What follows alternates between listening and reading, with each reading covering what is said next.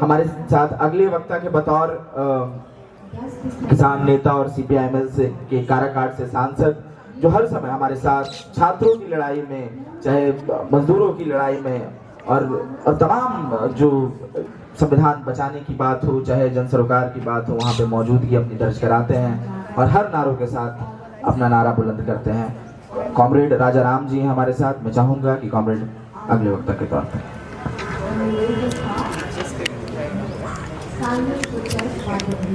मानवाधिकार आयोग मानवाधिकार दिवस के मौके पर इस सभा का संचालन कर रहे धनंजय जी, जेएनयू के प्रेसिडेंट, यहाँ पर मौजूद श्रद्धेय राजमोहन गांधी जी, सईदा जी और अन्य सभी वरिष्ठ नागरिक अधिकार आंदोलन के सामाजिक कार्यकर्ता, नेतागण और छात्र साथियों, सबसे पहले आप सबको गर्मजोशी भरा मेरा सलाम है।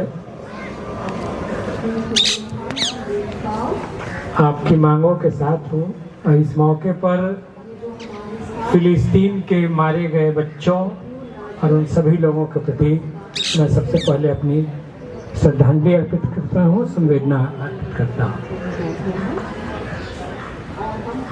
नागार्जुन की एक कविता है, जले पेड़ की ठूंठ पर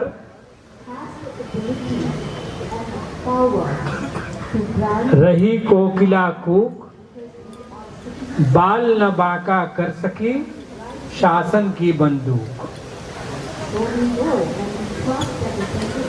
तानाशाहियां कितनी भी सख्त हों दुनिया में और हमारे देश में, लेकिन ऐसी जमातें भी हमेशा रहेंगी, ये बात इतिहास में दर्ज है और ये रहेगा भविष्य में भी।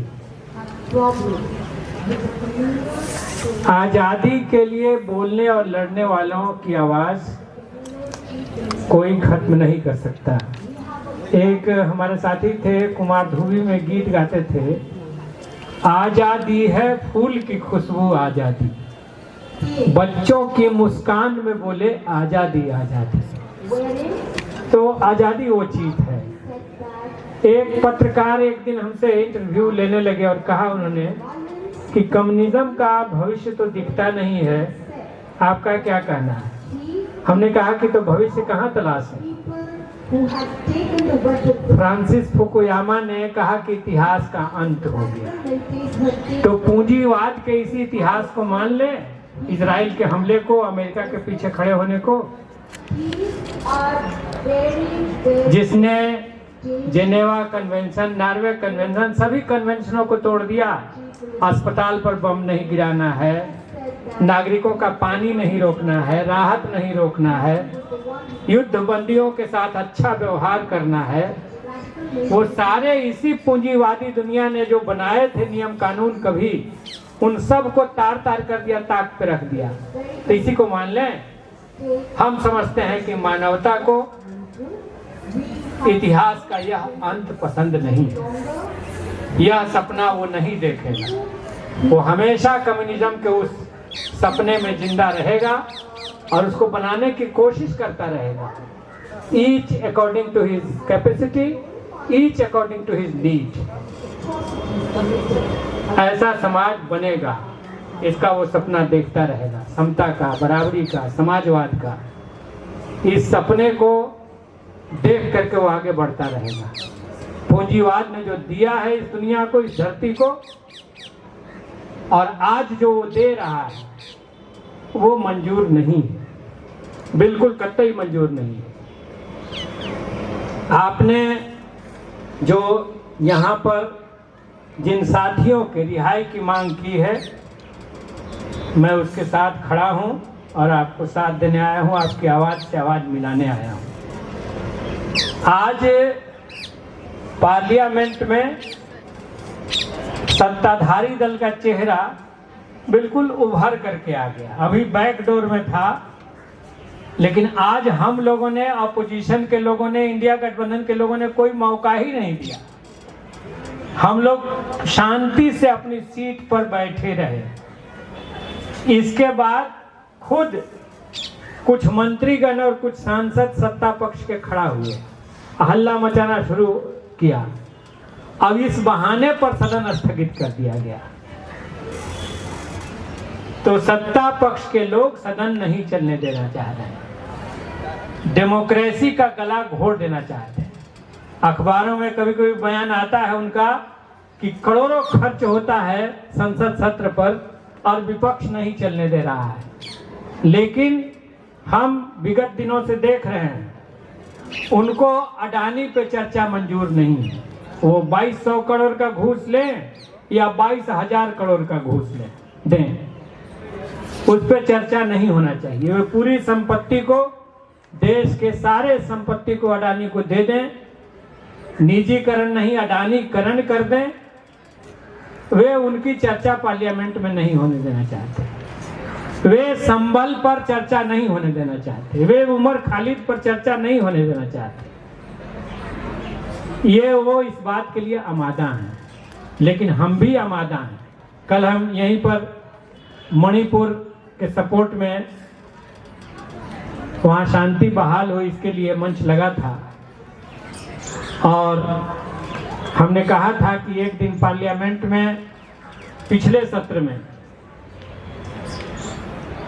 अपोजिशन के डिबेट में भाग लेने के बाद प्रधानमंत्री का जवाब होने लगा और 2 घंटा हम लोगों ने प्रधानमंत्री के पूरे स्पीच के दरमियान नारेबाजी की।